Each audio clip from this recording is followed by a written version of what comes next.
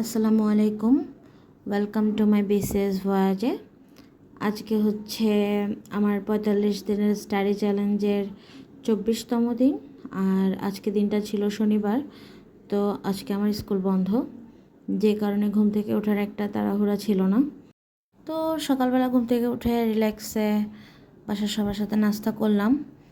নাস্তা করে আমার টেবিল চেয়ার একদম এলোমেলো ছিল, ঘর অগোছালো ছিল, তো ওগুলো গুছাইলাম, টেবিল চেয়ার ঠিক করলাম, বই খাতা ঠিক করলাম, সব কিছু রেডি করে পড়তে বসতে বসতে প্রায় 11টা সাড়ে 11টা বেজে গেছিলো।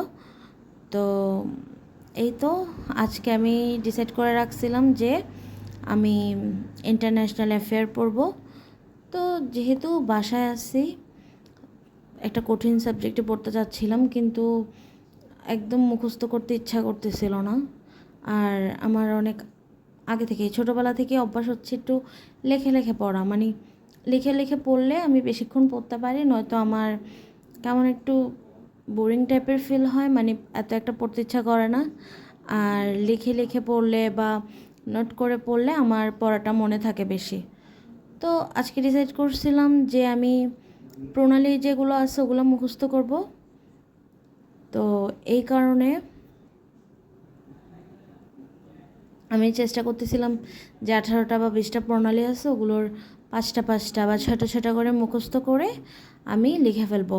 তো এই তো 5টা 5টা করে পড়তেছিলাম। গতকালকে আমার যে পিটুয়ের কোচিং ক্লাস আছে, ওখানের প্রণালীর কিভাবে সহজে মনে রাখতে হয় ওই ক্লাসগুলো করছিলাম।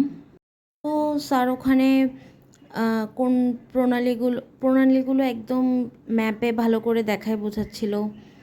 প্রণালীগুলো কোন দেশকে বা মহাদেশকে একটা থেকে আরেকটা আলাদা করছে, কোন কোন সমুদ্র সাগর উপসাগরকে সংযুক্ত করছে, ওগুলো ম্যাপ থেকে দেখাচ্ছিল। আসলে এর জন্য ম্যাপ থাকা অনেক জরুরি। যদিও আমার ম্যাপ আছে, কিন্তু দেয়ালের লাগানো ওরকম কোনো উপায় নেই, কারণ আমার যে স্টুডেন্টগুলো আসে ওরা অনেক ছোট ছোট, ওরা বুঝবে না, ছিঁড়ে ফেলবে। তো এই কারণে লাগানো হয়নি। তো 5টা 5টা করে প্রণালী মুখস্থ করে লিখে ফেলছিলাম।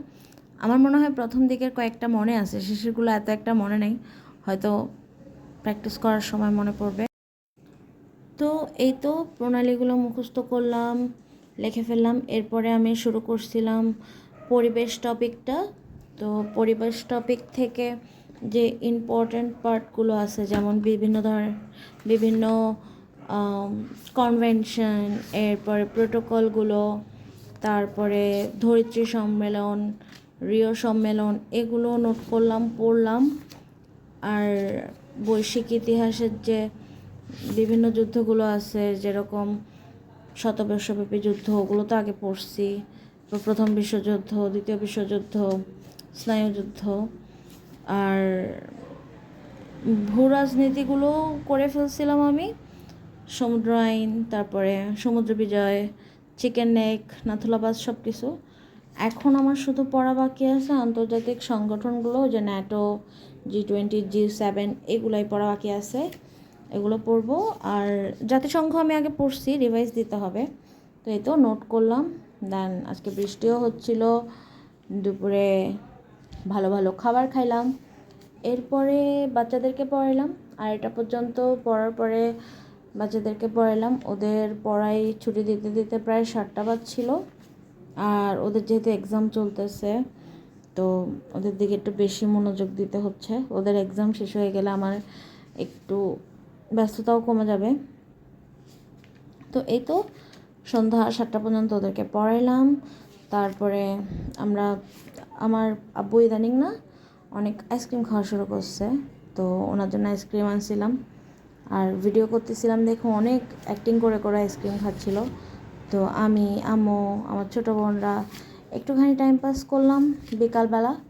এরপরে পড়তে বসছিলাম। আজকেই মনে হয়, আমি যতদিন ধরে ভিডিও বানাচ্ছি ততদিনের মধ্যে মনে হয় আজকেই শুধুমাত্র 6 ঘন্টা পড়ালেখা করছি আমি। আমার কাছে পুরো অবাক লাগতেছে যে আমি কীভাবে করছি।